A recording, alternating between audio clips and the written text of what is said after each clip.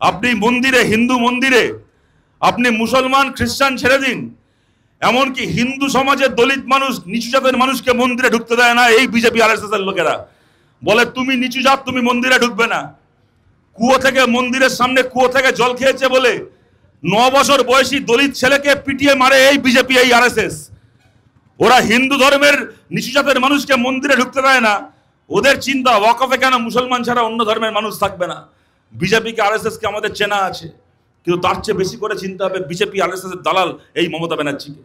আপনারা জানেন আমরা বামপন্থীরা চিরকাল লড়াই করে এসেছি। Doctor B.R.. আম্বেদকর চালু করেছিলেন আমাদের দেশে, ডক্টর বি.আর. আম্বেদকর চালু করেছিলেন আমাদের দেশে তপশিলি সমাজের মানুষের জন্য সংরক্ষণ, জাতিভিত্তিক সংরক্ষণ। 70 বছর ধরে বিজেপি চেষ্টা করেছে সেই দলিত সংরক্ষণকে, তপশিলি সংরক্ষণকে বাতিল করা। 70 বছর ধরে চেষ্টা করে পারেনি। এখন মোদী অমিত শাহ কি চেষ্টা করেছিল? বলেছিল এইবার আমরা জাতি গণনার ফল প্রকাশ করব না। জানে জাতি গণনার ফল যদি প্রকাশ না হয় ভারতে কতজন তপশিলি সমাজের মানুষ আছেন, তাদের কি অর্থনৈতিক অবস্থা আছে, যদি সেই ফল প্রকাশ না হয় তাহলে তপশিলি সংরক্ষণ আর রাখতে হবে না, তপশিলি সংরক্ষণ তুলে দিতে পারবে। আমরা বামপন্থীরা, কংগ্রেস, আরজেডি, ডিএমকে, এরকম বিভিন্ন দল যারা ইন্ডিয়া জোটে রয়েছে সবাই মিলে বলেছিলাম মোদীকে বাধ্য করব তপশিলি সংরক্ষণের ফল প্রকাশ করতে। আপনাদের মনে আছে বোম্বেতে ইন্ডিয়া জোটের বৈঠক হয়েছিল গত লোকসভার আগে। সেই বৈঠকে রেজলিউশন নেওয়া হয়েছিল যে কেন্দ্রের সরকারকে বাধ্য করতে হবে জাতি গণনার ফল প্রকাশ করতে। একটা পার্টি, তখন 15টা দল ছিল এই বৈঠকে, আমাদের পার্টিগুলো ছিল, বামপন্থী পার্টিরা ছিল, কংগ্রেস ছিল, ডিএমকে ছিল, আরজেডি ছিল, আম আদমি পার্টি ছিল, তার সঙ্গে তৃণমূল ছিল, মমতা ব্যানার্জি ছিল। একটা পার্টি, এই 15টা পার্টির মধ্যে একটা পার্টি খালি সেই রেজলিউশনে সই করেনি, সেই ঘোষণাপত্রে সই করেনি। তারা বলেছিল যে না, এই প্রশ্নে আমরা বাকি দলগুলোর সঙ্গে একমত নই, বিজেপি যা বলছে, আরএসএস যা বলছে আমরা তার সঙ্গে একমত, জাতি গণনার তথ্য আমরা চাই না বলে মাঝপথে বৈঠক ছেড়ে বেরিয়ে চলে গেছিল। কে চলে গেছিল? আরএসএস এর ঘরের মেয়ে এই মমতা ব্যানার্জি। গোটা ইন্ডিয়া জোটের পিঠে ছুরি মেরে জাতি গণনার ফল প্রকাশ করতে হবে না বলে গোটা ভারতের তপশিলি সমাজের পিঠে ছুরি মেরে ইন্ডিয়া জোটের বৈঠক থেকে বেরিয়ে গেছিল এই মমতা ব্যানার্জি, আরএসএস এর দালাল, আরএসএস এর ঘরের মেয়ে মমতা ব্যানার্জি। কিন্তু তারপরে কি হয়েছে? মোদী আর মমতা মিলে পারেনি জাতি গণনাকে গোপন করতে। ফেলা থুতু ওদেরকে চাটতে হয়েছে। মোদীকে কদিন আগে ঘোষণা করতে হয়েছে, দেশ জোড়া মানুষের বিক্ষোভের সামনে কদিন আগে বিজেপিকে, মোদীকে ঘোষণা করতে হয়েছে যে আমরা হার মেনে নিচ্ছি, আমরা তপশিলি সমাজের জাতি গণনা তার ফল আমরা প্রকাশ করব। কাস্ট সেন্সাসের তথ্য প্রকাশ করার দাবি মোদীকে মানতে হয়েছে। মোদী আর মমতা মিলে যেরকম জাতি গণনার ফেলা থুতু চেটেছে, সেরকম মোদী আর মমতাকে ওয়াকফের ফেলা থুতুও চাটতে হবে। ওরা পারবে না, হাজার দালালি করুক, ওরা পারবে না ওয়াকফের এই সংশোধনীকে লাগু করতে। এখানে দাঁড়িয়ে বলছেন পশ্চিমবাংলায় কেন ওয়াকফ নিয়ে আন্দোলন হবে? যদি আন্দোলন করার থাকে, আমরা তো এখানে ওয়াকফ পাস করাইনি। ওয়াকফ পাস করেছে দিল্লিতে মোদীর সরকার। তোমরা দিল্লিতে গিয়ে আন্দোলন করো, পশ্চিমবাংলায় আন্দোলন করা যাবে না। কেন? মমতা ব্যানার্জি পশ্চিমবাংলা তো নোট বাতিলও করেনি, তো নোট বাতিল নিয়ে পশ্চিমবাংলা আন্দোলন হয়নি। পশ্চিমবাংলায় তো এনআরসি সিএও পাস হয়নি বিধানসভায়, তা বলে সিএ এর বিরুদ্ধে, এনআরসির বিরুদ্ধে পশ্চিমবাংলায় আন্দোলন হয়নি। পশ্চিমবাংলায় তো 100 দিনের কাজের টাকাও পশ্চিমবঙ্গ সরকার আটকে রাখেনি, আটকে রেখেছে দিল্লির সরকার, তা বলে তার প্রতিবাদে পশ্চিমবাংলায় আন্দোলন আপনি করেন না? তাহলে ওয়াকফ নিয়ে কেন বাংলার মাটিতে আন্দোলন হবে না? আজকে আমডাঙ্গার, বসিরহাটের, বাদুরিয়ার, মিনাখার, মুর্শিদাবাদের, মালদার যে ওয়াকফের সম্পত্তি মোদীর সরকার মনে করছে আমরা 10 হাত ঘুরিয়ে লুট করে নেব। আজকে একজন বসিরহাটের মানুষকে, যদি বাদুরিয়ার মানুষকে, যদি আমডাঙ্গার মানুষকে, যদি মালদার মানুষকে তিনি মনে করেন এর বিরুদ্ধে আমি কথা বলবো, তাকে রাজধানী এক্সপ্রেসের টিকিট কেটে দিল্লি যেতে হবে, গিয়ে দুটো কথা বলতে পারবে? তিনি তার বুথে, তিনি তার ব্লকে, তিনি তার পাড়ায় দাঁড়িয়ে তার বিরুদ্ধে দুটো কথা বলতে পারবে না? আপনি এমন রাজ্য বানিয়েছেন মমতা ব্যানার্জি, যে রাজ্যে দাঁড়িয়ে বাংলার একজন মুসলমান মানুষ বিজেপির বিরুদ্ধে মিটিং করতে পারবে না, মিছিল করতে পারবে না। আপনি ফরমান ঘোষণা করছেন। আপনি রেড রোডে গিয়ে ঈদের মঞ্চে মাথায় কাপড় জড়িয়ে নাটকবাজি করেন ওখানে। ঈদের মঞ্চে গিয়ে ওখানে নাটকবাজি করে নিজেকে মুসলমান সমাজের মসিহা দেখান। বিশ্বাস করুন, এখানে আপনারা অনেকে আছেন যারা হাজি সাহেব হজ করে এসছেন, বহু মানুষ আছেন যারা 5 ওয়াক্ত নামাজ পড়েন, ধার্মিক মানুষ। আমি বহু মানুষকে চিনি কাছ থেকে, যারা ধার্মিক মানুষ, 5 ওয়াক্ত নামাজ পড়েন, তারা মনের প্রাণে ধর্ম পালন করেন, সবার মঙ্গল কামনা করেন। আমি আজ অব্দি বিশ্বাস করুন কোনো সাধারণ ধর্মপ্রাণ মুসলমান মানুষকে দেখিনি একটা সাধারণ বাক্য বলতে গিয়ে তার মধ্যে 10 বার ইনশাল্লাহ বলতে, আমি কাউকে দেখিনি। আর এই মমতা ব্যানার্জিকে দেখবেন রেড রোডে নামাজের মঞ্চে উঠে একটা কথা বলবে, তার মধ্যে 10 বার ইনশাল্লাহ, 10 বার খুদা হাফিজ, একবার করে ইনশাল্লাহ বলে আর মনে মনে হিসাব করে। এই যে আমি একবার ইনশাল্লাহ বললাম, আমার 5টা মুসলিম ভোট বাড়লো তো। এই হচ্ছে রাজনীতি, এই স্তরে নামিয়ে এনেছে রাজনীতিকে। এই সমস্ত নাটকবাজি করবে। আর সত্যিকারের যখন সংখ্যালঘু মানুষের রিজার্ভেশন চাকরিতে সংরক্ষণ করে দিয়ে গেছিল বামফ্রন্ট সরকার, বুদ্ধদেব ভট্টাচার্য সরকার, এমন 2 নম্বরই করলো, চাকরি সংরক্ষণ উঠে গেল সংখ্যালঘু সমাজের, ওবিসি সংরক্ষণ উঠে গেল। ওয়াকফের বিরুদ্ধে গোটা দেশ জুড়ে আন্দোলন হচ্ছে, এমনকি যে রাজ্যে বিজেপির সরকার সেই রাজ্যে পর্যন্ত আন্দোলন হচ্ছে। কোন বিজেপির মুখ্যমন্ত্রীর বলার ক্ষমতা হলো না যে আমার রাজ্যে দাঁড়িয়ে ওয়াকফের বিরুদ্ধে আন্দোলন করতে পারবে না।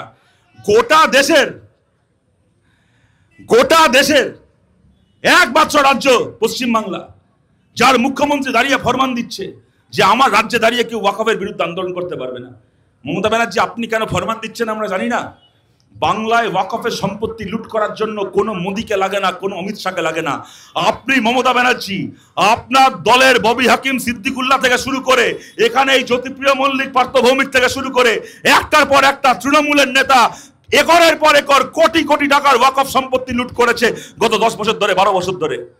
কবরস্থান দখল করে 10 মহলা বাড়ি বানিয়েছে, একটার পর একটা দেখিয়ে দেবো পশ্চিমবাংলায়। এমনকি কবরস্থানের জমিকে ছাড়েনি, পুরনো ঈদগাহ ভেঙে সেখানে শপিং মল তুলেছে, মসজিদের জমিতে হাই রাইজ তুলেছে। ওয়াকফের একটার পর একটা স্কুল বন্ধ হয়েছে, মাদ্রাসা বন্ধ হয়েছে, সেই মাদ্রাসাকে প্রাইভেট মালিককে বেচেছে, সেখানে এখন প্রাইভেট স্কুল তৈরি হয়ে গেছে, লাখ লাখ টাকা নিয়ে বাচ্চাদেরকে, বড়লোক ঘরের বাচ্চাদেরকে ভর্তি নেওয়া হয়। গোটা বাংলায় কোটি কোটি টাকার ওয়াকফ সম্পত্তি লুট করেছে এই মমতা ব্যানার্জি, কোটি কোটি টাকার ওয়াকফ সম্পত্তি ভোগ করছে এই তৃণমূলের নেতাগুলো। ওরা জানে যদি বাংলায় দাঁড়িয়ে ওয়াকফ নিয়ে আন্দোলন হয় তাহলে ঝোলা থেকে অনেক বেড়াল বেরিয়ে আসবে। ওরা জানে কান টানলে অনেক মাথা চলে আসবে। মমতা ব্যানার্জির কালীঘাটের বাড়ি থেকে বসে বসে একেবারে জমির ম্যাপ বানিয়ে পশ্চিমবাংলায় কোথায় কোন ওয়াকফের সম্পত্তি লুট করা যাবে তার লিস্ট তৈরি করে ওয়াকফের সম্পত্তি লুট হয় পশ্চিমবাংলায়। তাই মমতা ব্যানার্জি এখানে দাঁড়িয়ে ফরমান দিচ্ছেন বাংলায় ওয়াকফ নিয়ে মিছিল করা যাবে না। এবং আমি বলছি, বাংলায় কি নিয়ে মিটিং করব, কি নিয়ে মিছিল করব, তার জন্য কোনোদিন আমরা মমতা ব্যানার্জির অনুমতির ধার ধারিনি, ভবিষ্যতে ধার ধারবো না। এই আমডাঙ্গার মানুষ 2018 সালের পঞ্চায়েতের পরে এই আমডাঙ্গার আমাদের কমরেডরা তৃণমূল কংগ্রেসকে যে দাওয়াই দিয়েছিল, আচ্ছা তৃণমূলের নেতা তারপর 3 মাস শান্তিতে ঘুমোতে পারেনি। আমরা আমডাঙ্গার মানুষকে বলছি, যদি দরকার পড়ে তৃণমূলের ওই ডাকাতদের বিরুদ্ধে, তৃণমূলের এই মস্তানদের বিরুদ্ধে ওই 2018 সালের আমডাঙ্গার দাওয়াই আরেকবার দিতে হবে। ওই যে জ্যোতিপ্রিয় মল্লিক আর যে অর্জুন সিং তখন তৃণমূলের হয়ে বেশি মাতব্বরি করতে এসেছিল, সেই অর্জুন সিংকে আমরা দেখেছি লাতখোরের মতো একবার এই পার্টি থেকে ওই পার্টি, একবার ওই পার্টি থেকে সেই পার্টি করতে।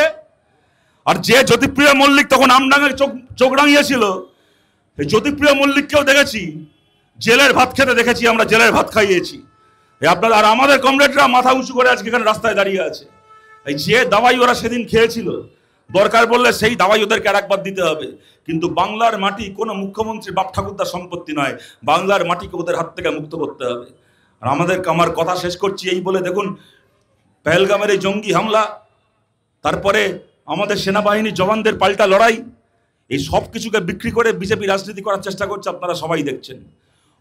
ওরা আমাদেরকে, বামপন্থীদেরকে দেশদ্রোহী বলে, ওরা আমাদের বিরুদ্ধে বলে আমরা নাকি দেশের বিরুদ্ধে কথা বলি, আমরা নাকি দেশের শত্রু। আজকে আমরা কি দেখছি, যখন বিজেপি সরকারের আমলে পাকিস্তান থেকে ভারতে এত বড় জঙ্গি হামলা হয়েছে, ভারতের সেনাবাহিনী পাকিস্তানকে তার জবাব দিয়েছে। তারপরে ভারতের হয়ে পাকিস্তানের বিরুদ্ধে ভারতের অবস্থানকে গোটা পৃথিবীর কাছে তুলে ধরেছে কারা? ভারতের বিরোধী দলের এমপিরা, আমাদের পার্টির এমপি সহ বিভিন্ন পার্টির যারা বিরোধী, যারা বিজেপি বিরোধী, মোদি বিরোধী যারা, তারা দেশের হয়ে আজকে পৃথিবীর অন্যান্য দেশে গিয়ে ভারতের হয়ে কথা বলছে। আর দেশের সরকার, দেশের যে প্রধানমন্ত্রী, যে অন্য সময় বিদেশ সফর করে বেড়ায়, 10 বছরে 151টা বিদেশ সফর করেছে। অন্যান্য প্রধানমন্ত্রীরা ভারত থেকে বিদেশ সফরে যায়, মোদি এমন প্রধানমন্ত্রী যে বিদেশ থেকে মাঝে মধ্যে ভারত সফরে আসে। আর সেই প্রধানমন্ত্রী যে অন্য সময় কাঁধে ঝোলা নিয়ে বিদেশ সফর করে বেড়ায়, সে এই বেলা বিরোধী দলের এমপিদেরকে বিদেশে পাঠিয়ে দিয়ে নিজে বিভিন্ন রাজ্যে ঘুরে ঘুরে ভোটের প্রচার করে বেড়াচ্ছে। অপারেশন সিঁদুরের নামে মানুষের ভোট চেয়ে বেড়াচ্ছে। আমাদের বাংলাতেও এসেছিলেন কদিন আগে আলিপুরদুয়ারে, অনেক বড় বড় কথা বলেছেন মোদি, খালি একটা কথা বলতে ভুলে গেছেন।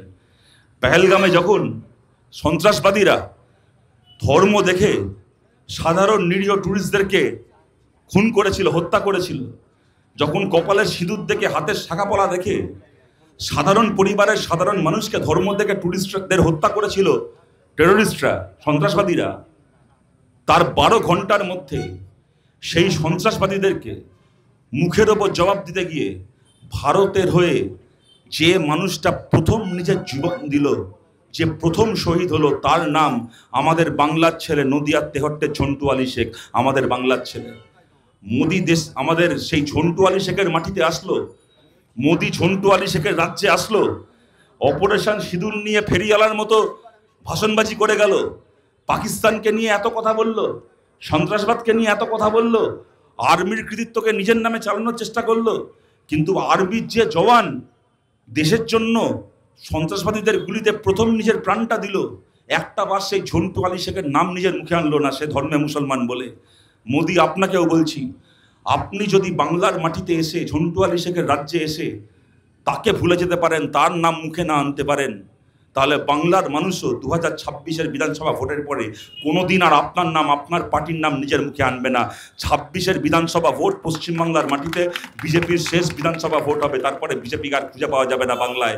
লড়াই হচ্ছে বাংলায় তৃণমূলের চোরেদের হাত থেকে বাংলাকে বাঁচানোর লড়াই। বামপন্থীদের পাশে থাকুন এই লড়াই। আপনাদের সবার কাছেই আবেদন রেখে, আমার পরে বাকিরা বলবেন, আমার নেই করে তাও অনেকক্ষণ বলা হলো, আমায় সত্যি এবার বেরিয়ে পড়তে হবে, আমাকে আরেকটা প্রোগ্রামে ঢুকতেই হবে তার সময়ের মধ্যে। আপনাদের কাছে আমার কথা শুনলেন, ধন্যবাদ জানিয়ে আবার দেখা হবে। সবাই ভালো থাকবেন, নমস্কার।